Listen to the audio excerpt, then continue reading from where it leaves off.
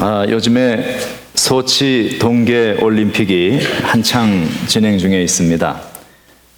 지금까지 한국이 금 하나, 은 하나, 동 하나 하나씩은 다 땄는데 참 흥미롭게도 이번에 메달을 획득한 선수들이 전부 여자 선수입니다. 예. 올겨울 반준을 하신 분도 여자 선수이시고, 그 금메달의 이상화, 또 은메달의 심석희, 또 동메달의 박승희 모두가 여자 선수들이고, 심석희 같은 경우는 불과 17살의 고등학생입니다. 이게 우리 교회 중고등부 애들 중에 하나가 올림픽에 나가서 전 세계 71억의 인구 속에서 자기 분야에서 세계 최고 2번째라는 거예요. 대단하죠? 대견스럽고 얼마나 이쁘고 다들 그런죠. 그 소치 동계 올림픽 기사를 읽으면서 마음에 참 닿아왔던 기사가 하나 있었는데, 그것이 박승희가 출전했던 500m 여자 쇼트트랙 결승 기사였습니다. 준결승에서 최고의 점수를 받았기 때문에 4명의 선수가 결선에 나가서 트랙을 도는데, 가장 안쪽에 1번 코스, 그러니까 제일 유리한 곳이죠. 거기에 서게 되었습니다. 모두가 다 박승희가 금메달리스트라는 것, 금메달 딸 수 있는 실력을 갖춘 사람이라는 것을 믿어 의심하지 않았습니다. 시작과 동시에 1위를 내어주지 않고 앞으로 쫙 달려나갔고, 금메달이 바로 눈앞에 보이는 그런 상황이었는데, 그 뒤를 따라오던 영국 선수가 추월을 하려고 하다가 앞에 박승희도 넘어뜨리고 자기도 넘어지고 뒷선수도 넘어지고, 제일 뒤에 오던 중국 선수는 워낙 멀찍이 따라오고 있었기 때문에 넘어지지 않고 돌아서 1등으로 들어가서 금메달을 받게 됐습니다. 넘어진 박승희가 다시 일어나서 재시도를 했는데 마음이 앞서간 상태에서 다시 2번째 넘어지게 됩니다. 500m 쇼트트랙 올림픽에서 2번 넘어졌다는 얘기는 무슨 말인지 아는 거죠. 상황이 종결됐다는 이야기입니다. 그런데 다시 일어났습니다. 그리고 혼신의 힘을 다해서 역주했습니다. 그리고 4명 가운데 당당히 4등으로 들어왔습니다. 4년을 하루같이 연습했고 금메달 유력 후보였습니다. 4등으로 들어오면서 울음을 터뜨렸습니다. 얼마나 아쉽고 안타깝고 분했을까요? 심판 판정 결과는 반칙을 해서 다른 선수들을 넘어뜨리고 얼음판을 난장판으로 만들어버린 그 선수가 실격이 되고, 그리고 박승희가 올라가서 동메달이 되었습니다. 그 이후에 국제빙상연맹 International Skating Union, 그 사람들이 박승희를 인터뷰를 했습니다. 그때 박승희가 저렇게 넘어진 저 사고 당시를 떠올리며 한 말이 있었습니다. 머릿속에 든 단 한 가지의 생각은 빨리 결승선에 도달하는 것뿐이었다. 그리고 그 다음 말이 압권입니다. 넘어진 그 순간 앞으로의 일만 생각했다. 앞으로의 일만 생각했다. 이 친구가 나이가 22살입니다. 근데 제가 이 기사 이 말을 들으면서 최근에 들었던 유수한 목사들의 설교보다 훨씬 은혜를 받았습니다. 넘어진 순간 이게 끝이구나 라는 생각을 하고 포기한 것이 아니라 넘어진 순간 앞으로의 일만 생각했다는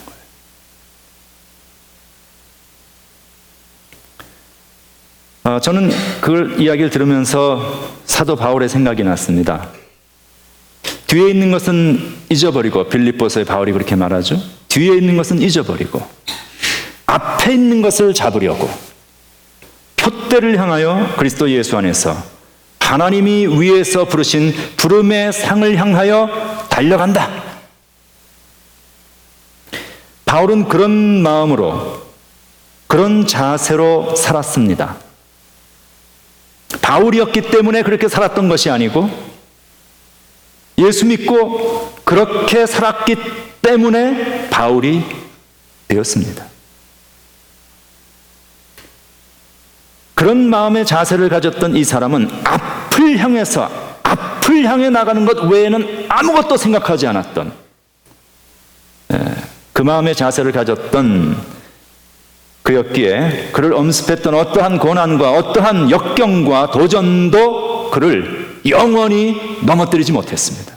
넘어지면 일어서고, 넘어지면 일어서고, 또 달려가고, 또 달려가고, 앞만 보고 목표를 향해 달려갔습니다. 그 결과 2000년이 지난 지금까지 우리에게 13권이라는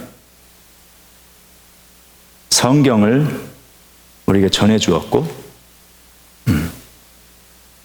그 사람이 성령의 감동을 받아서 기록했던 그 하나님의 말씀을 읽고 듣고 묵상하며 변화된 수많은 증인들이 역사 속에 세상을 변화시켜 왔고, 우리도 그들 중에 한 사람이 되어 이 자리에 서 있습니다. 이 사람이 역사에 남겼던 영향력이 얼마나 대단한 것이었는지 아놀드 토인비 같은 사람은 말하기를, 바울을 싣고 가던 그 배는, 바울이 유럽 지역에 처음으로 복음을 전한 사람이었잖아요. 바울을 싣고 가던 배는 유럽 전 대륙을 싣고 가던 배였다라고 말을 합니다. 그렇게 평가할 만큼 그는 위대한 업적을 역사에 남길 수 있었는데, 그것은 저렇게 앞을 보며 뛰어가는 것, 앞만 보며 뛰어가는 것. 우리도 인생을 살면서 참 말도 안 되는 그런 태클에 걸려서 넘어질 수가 있고, 내 인생의 트랙을 도는데 인생의 빙판 위에서 생각지도 못하게 미끄러지고 나동그라져서 저쪽 가로 밀려가 버리는 그런 경험을 할 수도 있습니다. 그러나 어떤 경우라도 우리가 비록 넘어진다 할지라도 넘어진 그 순간 앞에 일만 생각하는 거예요.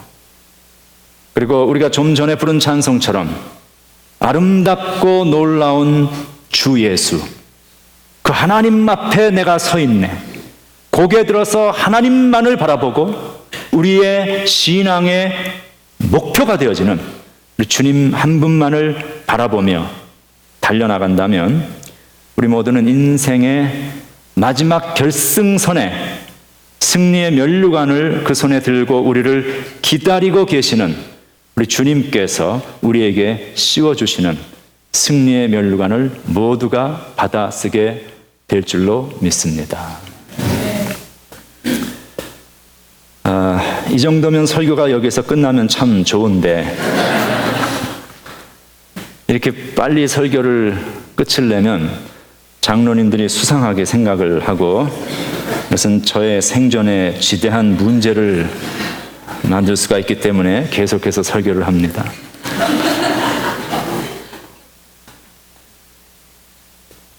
금년 들어서 우리는 마태복음을 계속해서 보아나가고 있습니다.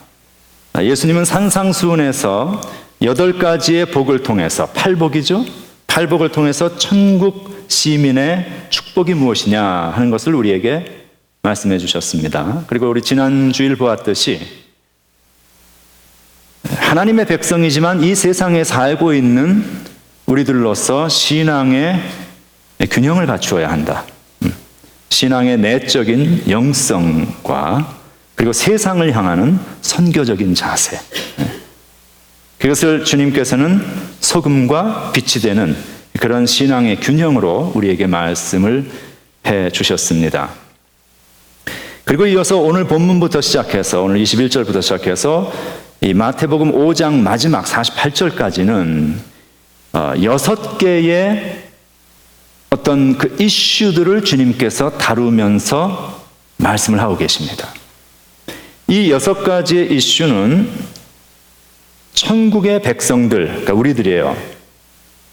하나님 나라의 백성들이 소유해야 할 삶의 righteousness, 의. 우리 믿음의 백성의 의가 어떤 수준이어야 하느냐 하는 것을 6가지의 케이스를 예로 들면서 말씀을 해주고 계십니다.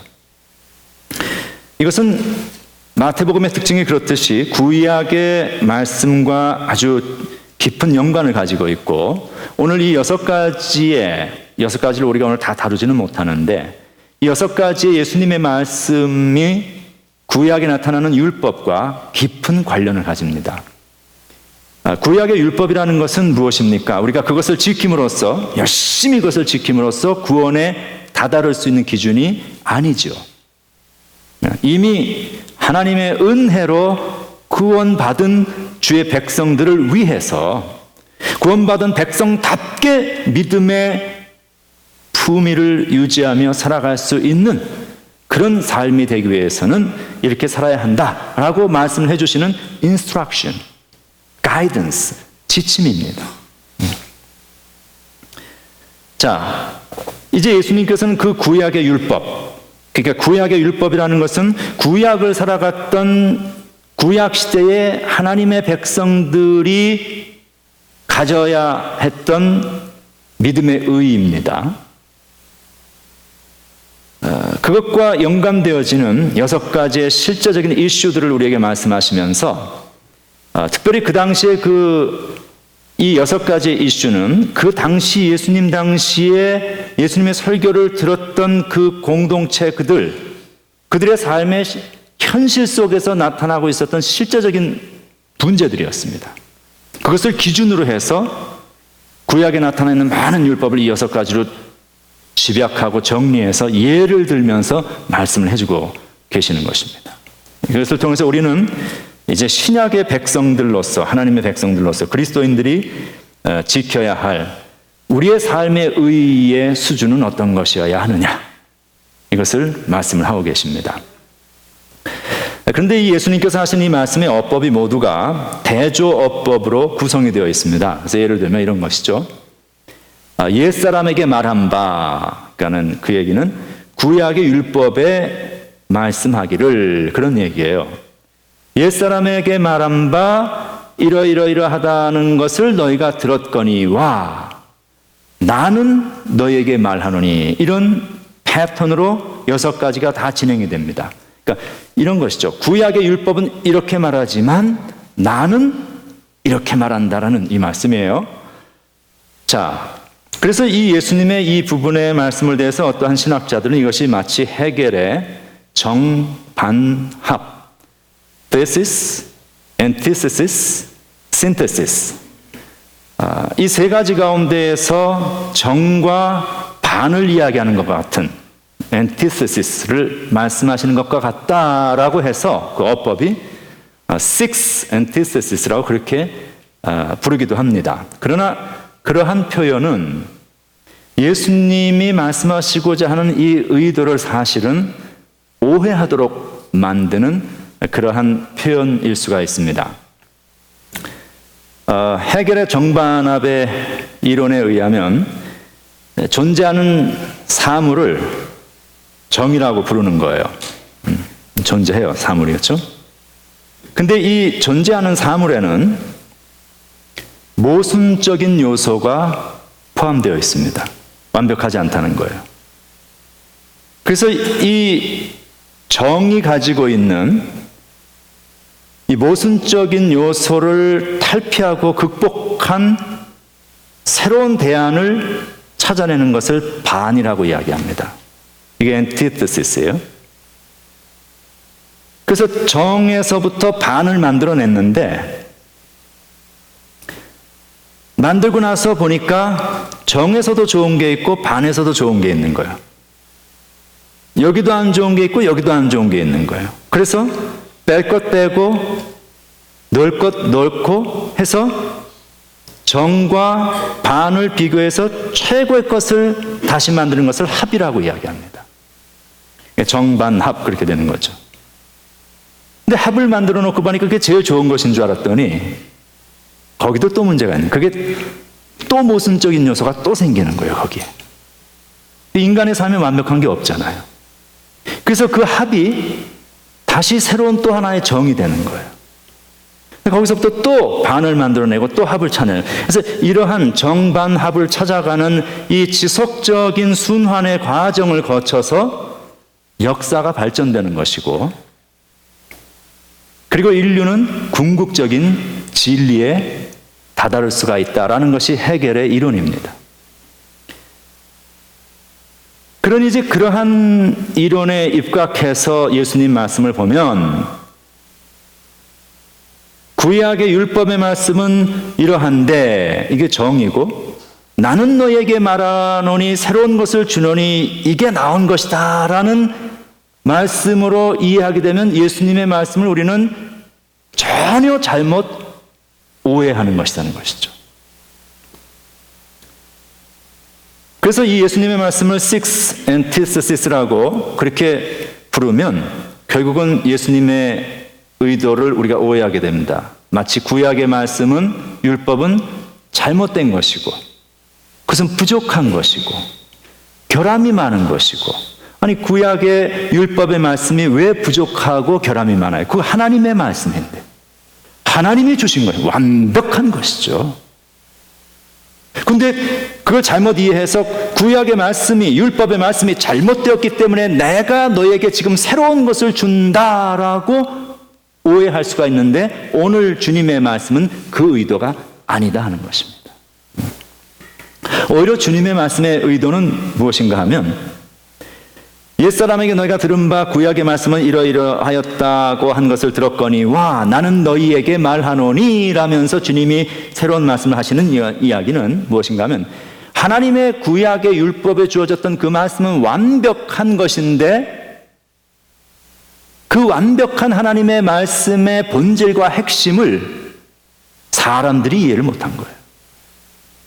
우리가 바로 이해하지 못했기 때문에 오해하고 그 말씀을 바르게 지켜나가지 못했던 그 문제에 대해서 주님께서 내가 그 말씀을 풀어서 너희에게 설명해 주노니 그 말씀의 핵심, 구약의 말씀의 핵심과 본질은 이것이다 라고 설명을 해주고 계시는 것이 오늘 우리가 읽은 이 요한복음 5장 21절의 본문부터 요한복음 5장 마지막 48절까지 나타나고 있는 6가지의 이슈를 통한 하나님의 말씀의 이 설명이라는 것입니다.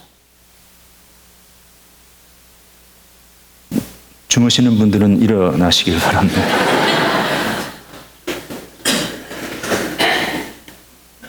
그래서 주님의 말씀은 구약의 말씀이 잘못됐고 내가 새로운 법을 준다 이런 말씀이 아니라 구약의 율법의 말씀을 바로 이해하지 못한 백성들에게 그 말씀을 풀어서 설명해 준 핵심을 우리에게 전달해 주시는 깊은 뜻을 주시는데, 그 말씀이 바로 오늘 우리가 읽은 본문 직전에 나오는 마태복음 5장 17절에 보면 예수님이 그런 말씀을 하셨습니다. 내가 율법이나 선지자를, 이 표현은 구약의 말씀이라는 얘기예요. 내가 율법이나 선지자를 폐하러 온 줄로 생각하지 말라. 폐하러 온 것이 아니요, 어떻게? 완전하게 하러 오셨다.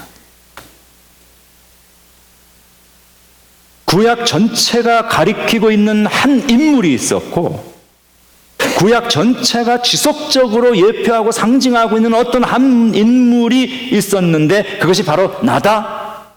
그리고 구약에서 말씀하고 있는 말씀들 가운데서 완벽하게 성취되어지지 아니한 어떤 매듭을 지을 필요가 있는 것이 있는데 바로 내가 그 일을 위하여서 왔다. 다시 말하면 구약 말씀과 예언의 모든 성취로서 주님이 오셨고, 구약의 주님께서 율법을 통해서 말씀하신 그 하나님의 말씀이 얼마나 진실되고 아름답고 우리의 생명을 살리는 소중한 것이었는가 하는 것을 이제는 추상적으로만 듣고 알 것이 아니라 예수님의 삶을 통해서 우리가 발견할 수 있도록 주님이 오셨다, 그런 이야기입니다. 그래서 이것은 율법이 잘못되었다, 주님이 이렇게 말씀을 하시는 것도 아니고 율법을 폐하고자 하시는 것도 아닙니다. 이 율법에 들어있는 정신과 본질을 신약의 백성이 바르게 이해하고, 그래서 율법의 말씀 속에 담겨있는 하나님의 뜻을 따라서 순종하는 백성들이 될 수 있도록 인도하고 계시는 것이 주님의 말씀인 것이죠. 그래서 이 6개의 실제적인 이슈들을 예로 들어주시면서 천국 백성의 의가 세상의 사람들의 의와 얼마나 다르냐 하는 것을 말씀을 하고 계시는 거예요. 그리고 그 6가지를 오늘 다 하려면 많은 시간을 요하고, 그렇게 되면 여러분과 저와의 관계성에 문제가 생깁니다. 그래서 그 중에 한 가지만 우리가 보게 되는데, 그것이 주님께서 말씀하신 첫 번째 말씀입니다. 주님이 가장 먼저 언급하신 이 6가지 중에서 가장 처음으로 언급하신 이슈가 무슨 이슈인가 하면은 살인에 관한 계명입니다. 주님께서 이 살인에 관한 문제를 가장 먼저 언급하신 이유가 있습니다.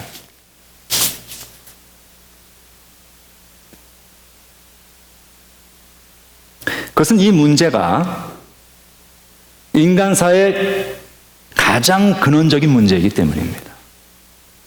이 말은 단지 살인이라는 범죄는 세상에 존재하는 우리가 행하는 수많은 범죄 가운데서 인간이 가장 해서는 안 되는 가장 악한 일이다라는 차원에서의 말씀이 아니고, 그보다 훨씬 근원적이고 신학적인 문제를 말씀하고 계십니다.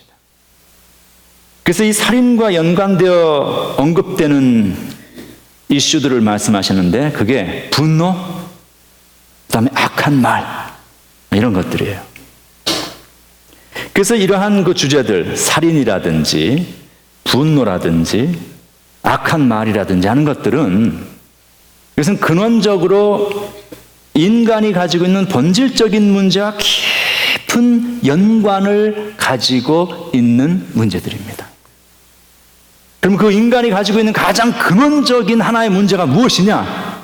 그것은 관계성의 문제라는 거예요. 인간이 경험하는 모든 문제의 근원은 관계성의 문제입니다. 그리고 인간이 경험하는 관계성 가운데서 가장 근원적인 관계성은 사람과 하나님의 관계성이에요. 사람은 하나님을 예배하는 존재로 만들어졌고 하나님을 섬기는 존재로 만들어졌어요. 그래서 하나님을 예배하며 하나님을 찬송할 때에 오늘 우리가 예배에 나올 때마다 느끼는 것처럼 우리는 하나님을 예배하는 그 시간 평안함을 느낄 수 있고, 하나님을 예배하는 그 시간 우리는 진정한 행복을 경험할 수 있습니다.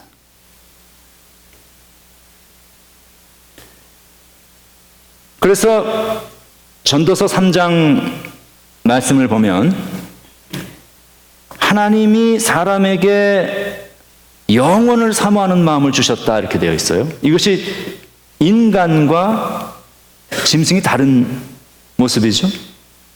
이 영원을 사모하는 마음을 주셨다는 이 말씀의 의미는 무엇인가 하면 인간은 육체만 가지고 살 수 있는 존재가 아니라는 거예요. 인간은 물리적인, 단순히 사회학적인 어떤 유물론적인 요소들에 의해서 인간의 삶의 행복이 영이 되어지는 것이 아니라 그보다 훨씬 본질적이고 그보다 훨씬 초월적이고 그보다 훨씬 큰 그것이 인간에게는 주어져 있는데 그것이 무엇인가 하면 하나님이라는 거예요. 우리는 아무리 많이 배워도 아무리 많이 가져도 아무리 많이 즐거움을 구가하며 살아도 하나님을 우리의 마음속에 모시고 살지 못하는 그 인생은 그 마음속에 마치 텅 비어있는 파스칼의 말과 같이 베큐um이 하나 이 안에 들어가 있는 것처럼 진실된 안정감과 진실된 평안함을 우리는 결코 누릴 수 없습니다. 인간은 그런 존재예요. 하나님이 내 삶 속에 함께 하실 때 내가 하나님 앞에 내가 주님 앞에 내가 서 있네 아까 찬송했죠? 내가 하나님 앞에 선 그 순간 우리는 진정한 행복과 평안과 안정을 누릴 수 있는 존재로 지음 받았습니다.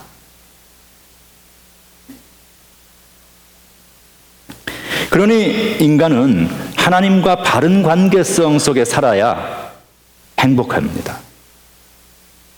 그리고 하나님께서 인간을 지어주시면서 너 이렇게 살아라 하고 우리에게 주신 관계성이 있는데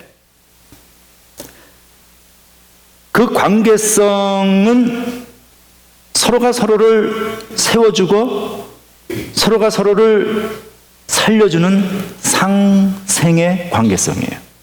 내가 있어서 너가 행복하고 너가 있어서 내가 살 수 있는 그런 존재로 우리를 만들어 주셨습니다.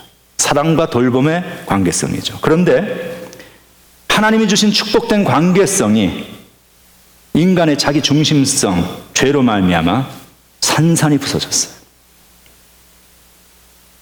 나만 생각해요. 그래서 인간이 경험하는 다른 모든 관계성, 2차 관계성, 3차 관계성, 하나님과의 관계성이 깨어져 버리니까 사람과 사람 간의 관계성이 다 깨어져 버렸고 사람이 그 속에 몸담고 살아가고 있는 환경과 우주와 지구와 모든 주변의 환경과의 관계성, 하나님 만드신 피조물 세계와의 관계성, 이 모든 것이 다 깨어져 버렸어요. 그래서 사람을 대하면 행복하고 기뻐야 하는데 두려워요. 사람은 자연을 착취하고 마음대로 착취하고 자연은 그 인간을 대해서 지금 손톱을 움켜쥐고 달려들고 있잖아요. 얼마나 추워요 지금.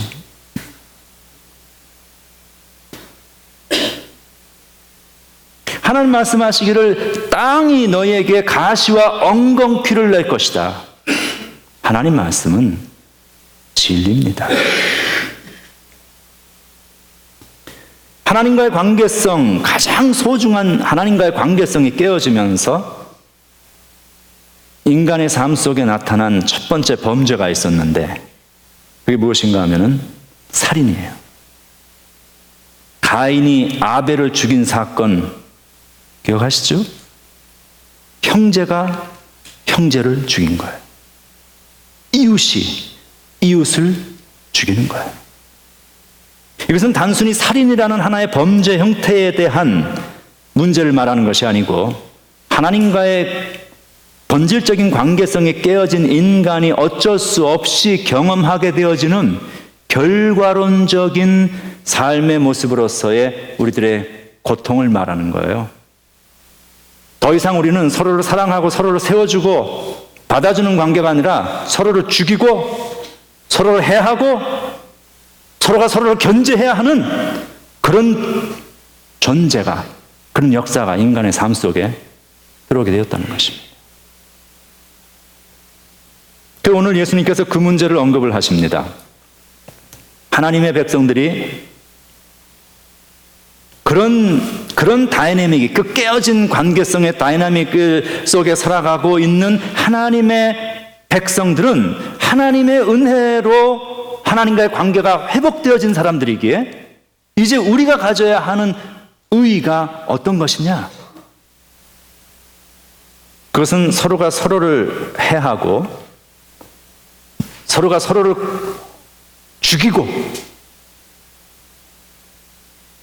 관계성의 단절을 가져오는 그러한 문제를 극복하고 우리의 관계성 속에 화평을 이루는 일이라고 말씀하십니다.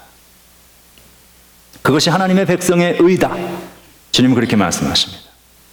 자, 이것을 좀 더 구체적으로 보면 이렇습니다. 오늘 주님 말씀에 의하면 이 살인이라는 극단적 문제가 발생하는 이유가 무엇이냐 말씀하시길 분노 때문이다. 이렇게 말씀하셔요. 그럼 분노를 격발시키는 원인이 어디에 있느냐? 그것은 악한 말이라고 말씀하십니다. 여기 보면은 형제를 대하여 라가라 하는 자는 지옥불에 들어갈 것이다 뭐 이런 말씀인데 이게 라가라는 얘기는 나가라 그런 얘기를 하는 것이 아니고 그 당시 그 사람들의 말이에요. 바보라는 얘기예요. 이렇게. 여러분 서로 쳐다보면서 바보라 그러면 좋아요? 여기서 이 바보라는 건 서로를 무시하며 우리 서로를 업신여기며 상대를 비방하는 욕이라든지 곱지 않은 말이라든지 이런 것들을 다 포함하는 그런 표현입니다. 잘못된 말이 분노를 격발하고 분노는 살인이라는 극단적인 상황까지 만들어내는. 근데 세상에서는 동기보다도 육체의 살인이라는 어떤 그 행위 자체에 더 큰 비중을 두어서 판단을 합니다. 그러나 하나님의 법은 그렇지 않다는 거예요.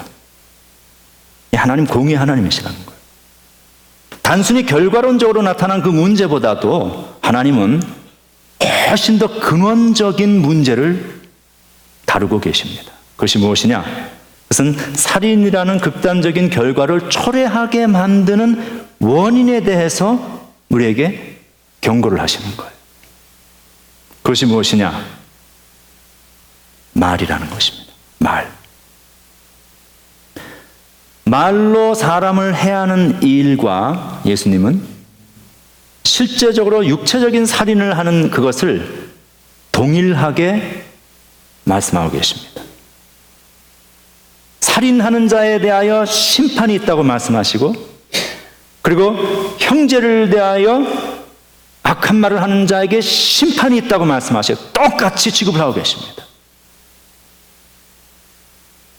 형제를 대하여 악한 말, 곱지 않은 말을 하는 사람에 대해 그 심판은 지옥불에 들어가는 것이라고 하실 정도로 이 문제에 대해서 주님은 엄하게 우리에게 말씀을 하고 계십니다.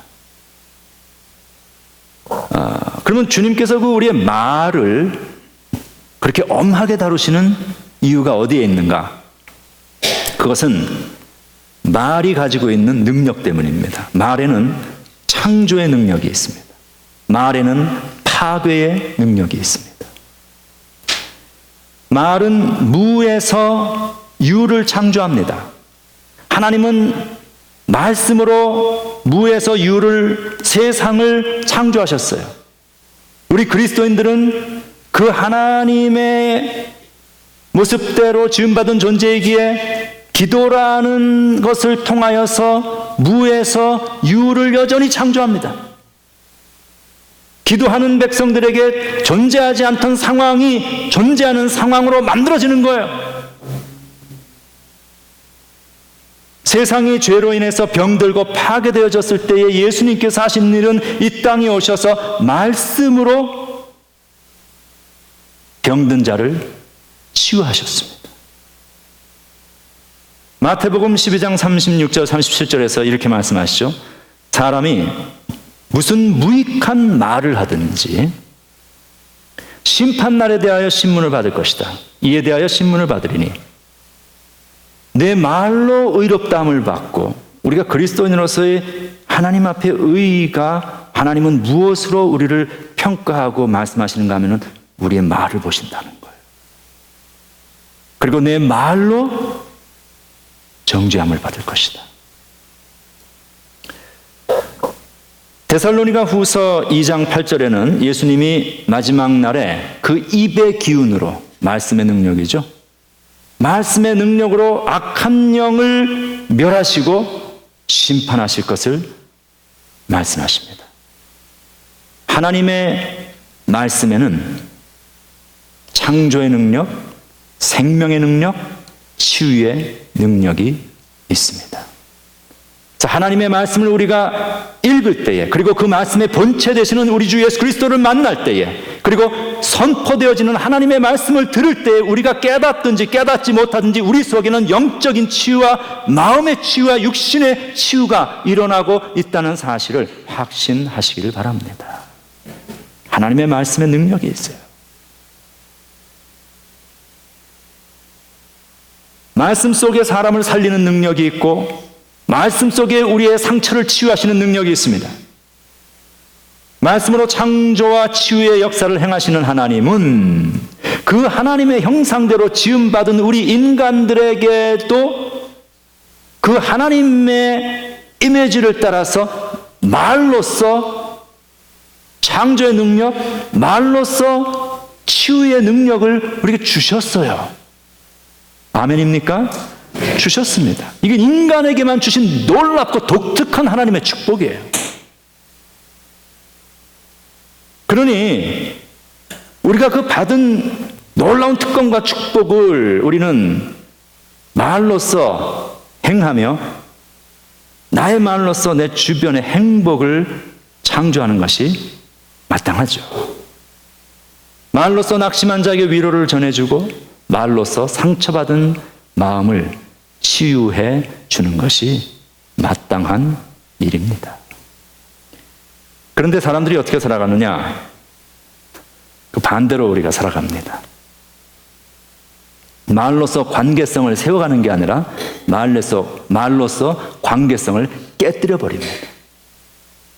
말로써 사람을 치유하는 것이 아니라 말로써 사람을 깊은 상처를 줍니다. 말로써 사람을 축복하는 것이 아니라 말로 저주를 합니다. 악한 말로. 예수님은 그것을 무엇이라고 말씀하시는가 하면 그것이 살인이라고 말씀하십니다. 말로써 하나님께서 주신 모든 축복의 관계성을 깨뜨리고 관계성의 단절이라는 결과를 가져오는 일, 바로 그것이 살인이요. 그래서 우리가 서로를 대해서 하는 몹쓸 말들, 곱지 않은 말들, 이런 것들은 마지막에 심판의 때에 지옥으로 갈 만큼 심각한 죄고, 이것은 살인과 똑같은 일이라고 주님은 경고를 하고 계십니다. 오늘 우리는 이런 말씀 앞에서 내가 천국 백성, 하나님의 백성으로서 어떠한 말을 하며 살아가고 있는가 한번 돌아볼 필요가 있습니다. 그리고 천국 백성이 추구해야 할 믿음의 의를 찾아야 하는데 우리가 추구해야 할 믿음의 의가 무엇이냐? 그것을 주님은 화평이라고 말씀하십니다.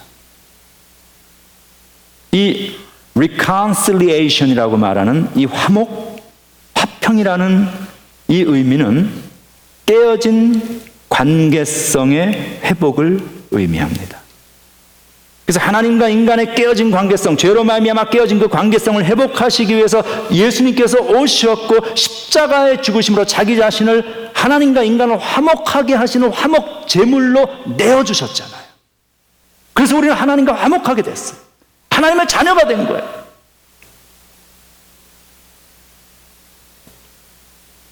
하나님의 백성이 되었기에 이제 천국의 백성인 우리들이 추구해야 할 의는 바로 예수님이 보여주신 그 의, 화목하게 하시는 일, reconciliation, 그것이라고 주님은 말씀하십니다. 이것이 어느 정도로 중요한가 하면 이렇게 말씀을 하셔요. 오늘 본문의 마지막 23절, 24절인데 예물을 제단에 드리다가 거기서 내 형제에게 원망 들을 만한 일이 있는 줄 생각나거든 예물을 제단 앞에 두고 먼저 가서 형제와 화목하고 그 후에 와서 예물을 드리라. 이게 무슨 얘기예요? 하나님께 드리는 예배가 참 중요합니다. 그러나 내가 하나님께 드리는 예배가 진정으로 하나님께서 받으실 만한 예배가 되기 위하여서는 우리 형제와 우리의 이웃과 reconcile, 화목, 화평, 서로를 불쌍히 여기고 서로를 받아주는 그런 자세가 있어야 그 예배를 하나님께서 받으신다는 것입니다. 가시돋친 말, 가시와 엉겅퀴처럼 찌르는 그런 말로 인하여서 타인에게 주는 상처, 그것을 주님은 살인이라고 말씀하십니다. 꼭 육체적으로 사람을 살인하는 것만이 살인이 아니라 하나님이 주신 창조와 축복의 능력의 말로서 그 반대인 파괴와 저주를 행하는 일, 이것은 하나님의 백성이 해서는 안 되는 일이라고 말씀하십니다. 요즘은 얼굴이 보이지 않는 가상 공간인 인터넷을 통해서 얼마나 못된 말들이 참 돌아다니는지, 무슨 악성 댓글을 달고 말이죠. 얼굴 안 보인다고 함부로 말하고, 그런 것들로 인하여서 나도 모르는 사이에 내가 얼마나 수많은 사람들에게 가슴 깊은 상처를 주었는지, 어쩌면 그런 악한 말들, 루머, 확인되지 않은 말에 대포, 이런 것들을 통하여서 어느 한 사람을 죽음에까지 몰아가는 그런 사건들을 우리는 종종 보게 됩니다. 우리가 따라야 할 천국 백성의 의, 그것은 화목이요 화평이라고 주님은 말씀하십니다.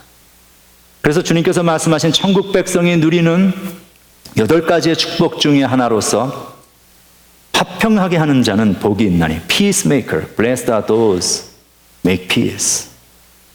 그들이 하나님의 자녀라고 일컬음을 받는다고 말씀하십니다. 우리 성도들은 말로서 화평을 가져오고 말로서 화목을 가져오는 천국 백성의 의를 소유해야 합니다. 우리의 마음, 그리고 우리의 입에서 나오는 모든 말들이 깨어진 관계성을 회복시켜 줄 수 있는 치유의 언어, 화목과 화평의 언어가 될 수 있기를 주님의 이름으로 축원합니다. 기도하겠습니다. 하나님 감사합니다. 우리들이 다 부족하여서 하나님께서 주신 가장 놀라운 하나님의 형상대로 지음받은 인간만이 가지고 있는 이 놀라운 말의 능력을 이웃을 축복하고 사람을 세워주고 치유하는 그런 일에 우리가 사용하지 아니하고 관계성을 파괴하고 서로의 삶의 아픔을 가져다주는 그러한 것들로 우리가 활용했을 때가 많았음을 주님 앞에 고백하며 용서를 구합니다. 나도 모르는 사이에 사람을 죽음에 이르게 하는, 그 영혼을 파괴하는 그런 악한 행동들이 우리에게 있었던 모든 것들, 우리 주 예수 그리스도의 보혈의 은혜로 용서하시고 씻어주시옵시고, 우리들의 영혼과 우리들의 마음과 우리들의 입에서 나오는 모든 말들이 아름다운 관계성을 세워가며 사람을 치유하며 하나님의 마음을 기쁘시게 해드릴 수 있는 그러한 화목과 평강의 언어가 되게 하여 주시옵소서. 우리 주 예수 그리스도 이름으로 기도합니다. 아멘.